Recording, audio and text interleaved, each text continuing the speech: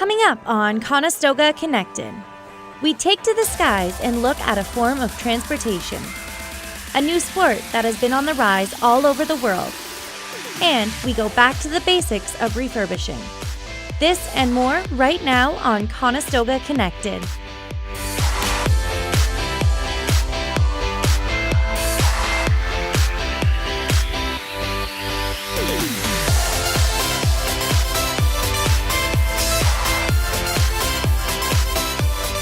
Hello and welcome to Conestoga Connected. I'm Steve Faith.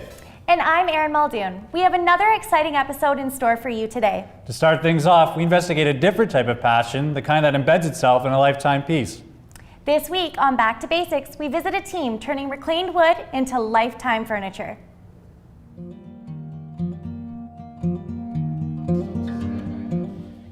My name is Paul Nicholas. My name is Jen. My name is Katie Billow, and I'm a woodworker.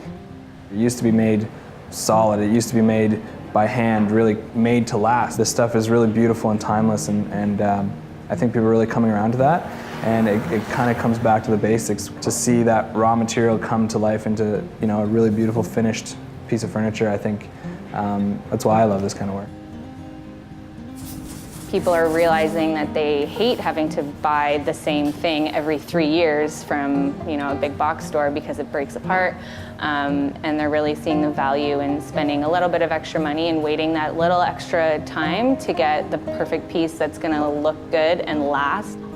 I really think there's something cool about owning a piece of furniture that 100 years from now your great-grandkids might get to use. So I think people are really getting back to that mentality. All of our employees do this work and love this work because they have a passion for working with their hands, and really everybody here is fairly creative, so they like looking at the design and kind of scratching their heads and going, okay, how are we going to build this? And I think everybody that works here loves the creative part of it, really seeing something come together, and they're all hard workers. They all love making something and really building it from the ground up. Most of the people that work here are very passionate woodworkers and just love what they do and love creating quality, custom, one-of-a-kind pieces and working with wood. We want to make sure that every little piece that we create is really quality, handcrafted, and every little speck of that dining table has been looked over with a fine-tooth comb and making sure that it's perfect. You get to start with just a doodle or a sketch or an idea in your head, and then you get to pick the wood that you want to use, you get to pick the grain direction and the colors and the cuts and everything, and then all of a sudden you have a piece of furniture that you can use. Being able to look back and say, hey, we did this.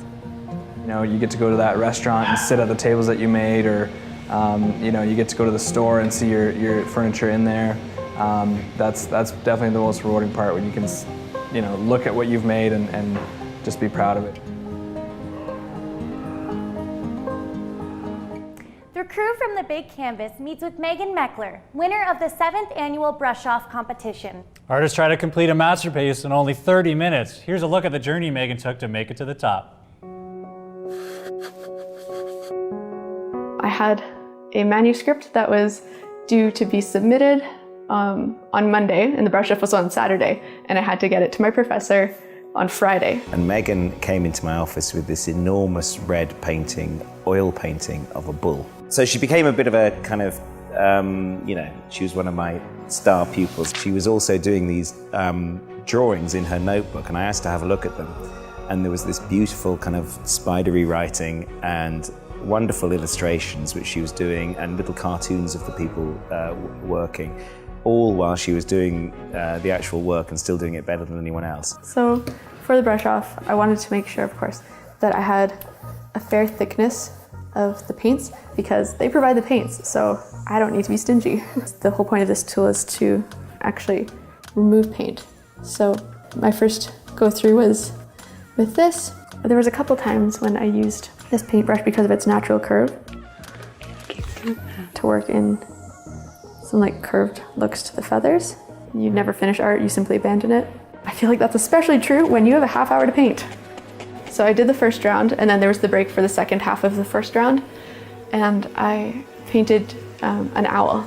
because on the way driving into the brush off, I actually saw an owl. I wasn't very confident with my second painting at all, so I felt it could go either way with getting into the third round.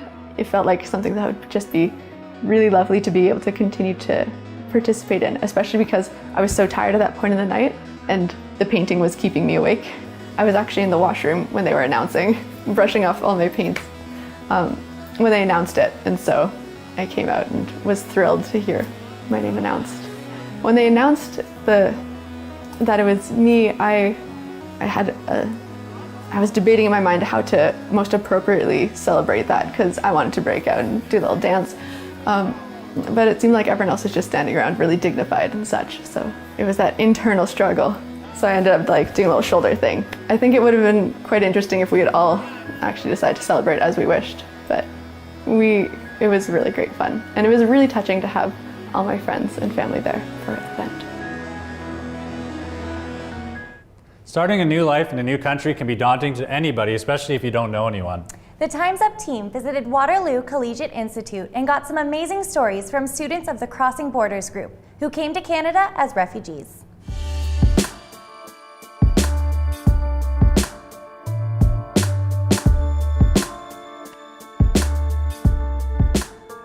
Arriving to Canada for the first time is the most exciting experience for newcomers. However, they still deal with barriers and challenges as they make Canada their new home. They're in school. Teachers. They're used a lot. As you moved to Canada, what was going through your thoughts? Well, when I came to Canada, it was actually a little bit scary because I came by myself. I had no friends and I didn't speak English. But at the same time, I was really excited because I was looking forward to succeed. As we finally got on that plane and we were on our way here, saying goodbye to our family in the airport, the tears that came after that, thinking of saying goodbye to them forever, and to think of what might happen to them the time that I'm gone. I was really excited and really terrified at the same time because I'm gonna be starting new life, making new friends, and meeting whole other new people. And you can see here, this is the marking rubric, how they judge you. Could you explain some of the challenges they are facing when it comes to the Canadian education system? The first thing is they just want to fit in like any other teenager, and that's the thing that's the coolest, is that you look at them, you don't see refugee, you just see a kid.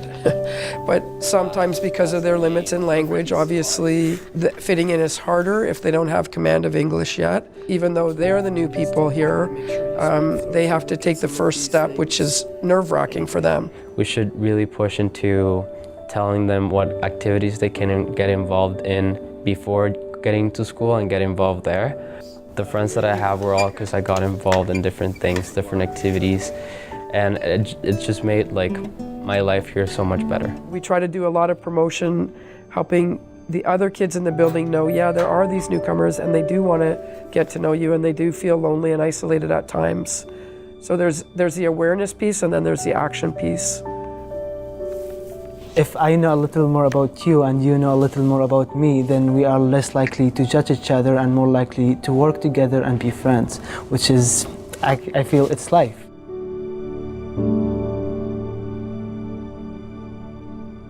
We'll be back with more Conestoga Connected after the break. Stay tuned.